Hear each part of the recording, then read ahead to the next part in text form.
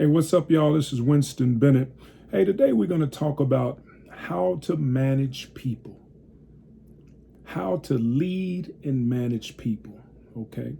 How do we lead and manage people in an effective way so all the boats in the harbor rise together? You know, that's a difficult thing. Leading people is probably one of the most difficult things you'll ever do in life because we're all different. We all made of different fabric. Not all of us are made of the same fabric. Not all of us have the same intent.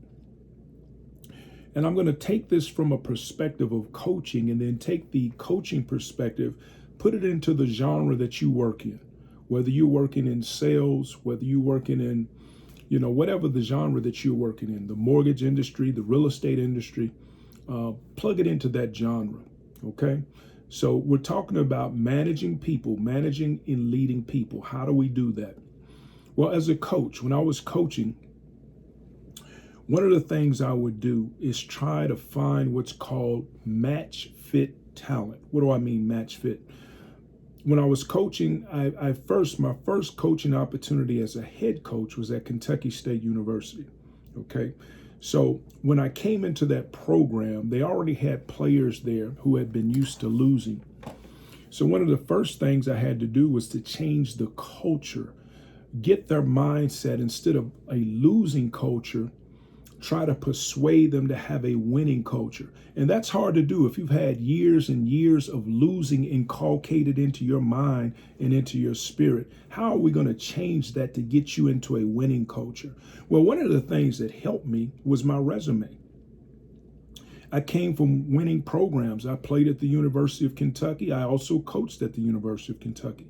I played in the NBA for the Cleveland Cavaliers and the Miami Heat. Most players that play any type of sport wants to reach the professional level. So that was kind of a feather in my hat. So I had their ear because I knew they knew they had a professional coach, one that played on the NBA level. So that was a feather in my cap. So how do we relate that to your business? How do we relate that to sales? How do we relate that to the computer industry? Same thing. We got to go in and change the culture. And sometimes changing the culture takes time. It takes patience.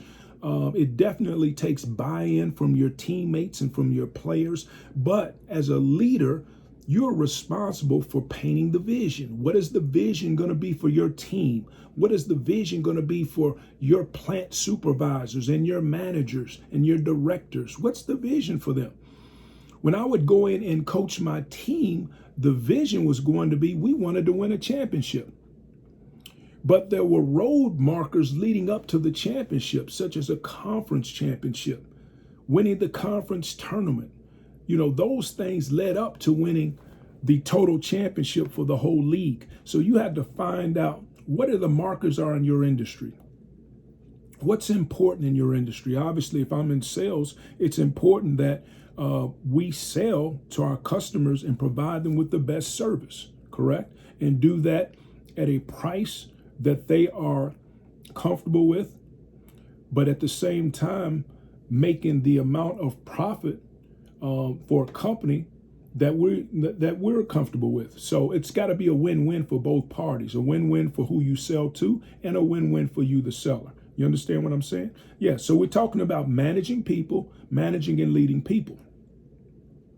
One of the things that brought this on is that I had a friend that went through a scenario where she was leading some people, and one of the people or one of the persons that she led was upset about the position that they were in. And the person voiced her displeasure with the position that she was in. And of course, as a manager or supervisor, you take that to the head, whoever your CEO or whoever your boss is, and let them know that, one of my team members is wanting a different position. They feel like they've mastered where they've been. They've mastered the point guard position. You know what I'm saying? They feel like they could play the two guard as well. The two guard is responsible for putting the ball in the hole. He's not only responsible for getting the team of the offense, he's trying to get the ball in the hole. So we take that to the head coach and say, hey, coach, man, we got a disgruntled player that don't want to play the point anymore. He wants to play the two guard. So again, we taking these scenarios from coaching, putting them into what you see is most important. Okay, all right. So as we do that, one of the things we have to do, as I mentioned, we got to paint the picture for them. Make sure they see the goal of what we're trying to do and what we're trying to accomplish. We're trying to win a championship overall. So that's going to take a buy-in for each one of our players. They're going to have to see the vision, and they're going to have to be able to work toward the vision. You hear what I'm saying? One of the things I often say too, if you find a cancer as you're moving toward the championship in your program, you got to cut that cancer out. Why? Because the cancer will spoil the whole program. Cancer spreads. It don't just stay in one part. It spreads to the other parts of the body or to the rest of your team. So if you got a disgruntled employee, you got to sit down with that employee, find out why they're disgruntled, see if they're on vision with the vision that you set. And then if they're not, then you got to cut out the cancer. You hear what I'm saying? We're talking about managing people, managing and leading people. Okay, how do we do that? We paint the vision is the first thing. The second thing is that we got to have integrity as leaders. You know, it's one thing to tell a person what to do, but it's another thing to show them what to do as well. You got to show them. As a coach, you do a lot of teaching. You do a lot of directing, because you're no longer at that point where you can actually go out and do the drill yourself. You can tell them how to do it. Then you can put another player in your place to show them how the drill is done, but you're not going to do the drill yourself. As CEO, you're probably not going to do the drills yourself. You're going to have your CFO, you're going to have one of your other members of your team show the others how to do it. They're managers, they're supervisors, so forth and so on. But when you're leading people, it leads with integrity from the person up top, because we've got a pyramid.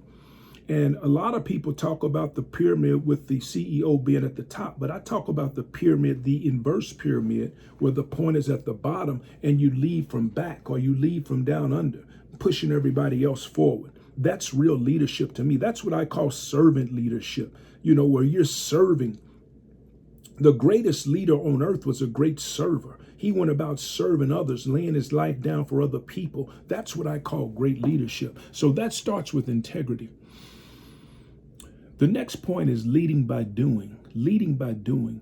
Yeah, you may be too old to actually go through a drill and show your people how to do it, but you certainly can diagram it on the computer, diagram it on, if they've got blackboards anymore, you got to diagram it, put it up. You got to draw the picture to where they see it with vivid clarity.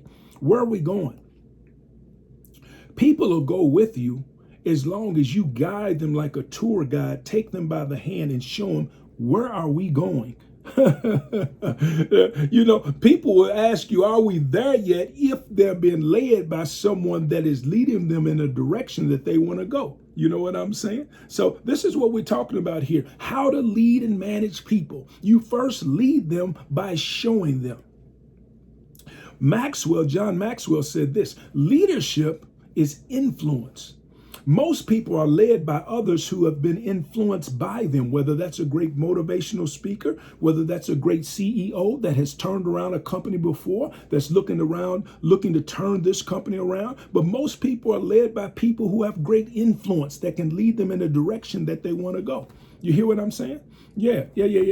Lead by doing. Next point. Lead by showing, lead by doing, lead by showing. You have got to put a horse out in front that's going to show them the way to the championship. How are we going to get there, boss? How are we going to get there, coach? And you got to show them that plan. How are we going to get to the championship? Lead by knowing. Usually, players, when I was coaching, was influenced by another former player that coached. See, I was a coach that was a former player. Not all coaches are former players, but I think as a former player, I had better insight because I knew what they was going through. I knew the sprints they had to run. I knew the fact that they had to get up at 5 a.m. for conditioning. We had practice at early in the morning. We had to go shower, go from practice to breakfast to classes back to practice in the afternoon, to study hall in the evening. I had been through that as a player. So I can not only tell them about it, but I can also show them the picture of when I was actually doing it so they could see it with vivid clarity. You got to make this thing vivid clarity so they can see it. You hear what I'm saying? Lead by growing. Look, no leader just woke up a leader. He had to grow into a leader. Yeah, he may have had leadership qualities, but even those that are leaders, leaders are constantly learning. They're in the University of Hard Knocks, learning every day, learning from their mistakes, learning from their ups, learning from their downs. Oh yeah, leadership is a constant classroom where you're learning how to lead. When you learn that you've made a mistake, that you go back and correct that mistake so that you can be a better leader. I've certainly gone through that in coaching and some of the jobs that I've had where I've made mistakes, where I didn't call the right play, where I made a turnover as a coach, had to admit that, and then try to get up and try again. You know what I'm saying? Yeah. So leaders are constantly growing. And after they grow, they know a little something. They don't know everything, but they're able to compile what they know, put it into a playbook, and pass it on to the people that they're teaching. Yeah. There's no more Woody Hayes type leadership. Woody Hayes was the great football coach with the Ohio State Buckeyes back in the 70s and maybe even in the 80s, where they had those great Ohio State teams. As great as a coach as Woody Hayes was, he will always be noted as the coach that came on the field and tackled a player as the player was running down the sidelines. Now, was that what Coach Woody Hayes was most noted for? That's what people are going to remember him for. They're not going to remember him for the championships or the victories. They're going to remember him for that one outburst. How about Coach Bobby Knight and his greatness and the championships that they won? And I think had a season that went undefeated or almost undefeated, right? My God. Yeah, so he had great teams, man. He had phenomenal teams that won championships. But the thing that will stick out most with people about Bobby Knight is the fact that he threw a chair out on the floor during the course of a game, mad at a referee's call, or the fact that he choked one of his players in practice. And we don't want to be remembered for those things. We want to learn from those things. Hopefully we don't have those things happen in our repertoire. But if we do, we certainly have to learn from them, because those are moments that you never forget. Okay, so we are all learning how to be better leaders. What is this all about? This is how do we lead and manage people? Because today we living in a different age where you have to walk a tightrope. You're walking on eggshells because one, you got different genres of people now in different relationships that you have to respect. Even if you don't believe in those types of relationships, you certainly have to respect them, okay? Because they have rights and privileges and freedoms as well, just as any heterosexual relationship does. So you got to respect those relationships, whether you believe in that type of relationship or not. You got to know how to deal with that instance. The his, the hers, the hims, all that we have to deal with today has to be respected, because these are cancers that can spread throughout your organization and totally cripple your leadership ability. Again, we're talking about how to lead and manage people, okay? So that's going to be enough for this first round here, where we talk about leading, managing people. We're going to do that, man, from an inverted triangle, not from a right side up triangle where the point's at the top, the point being the CEO, the coach or leader. Now we're going to invert the triangle and put the point at the bottom where that leader is pushing everybody else to the top. Okay? All right. So we'll catch you in our next lesson. Thanks very much. Peace.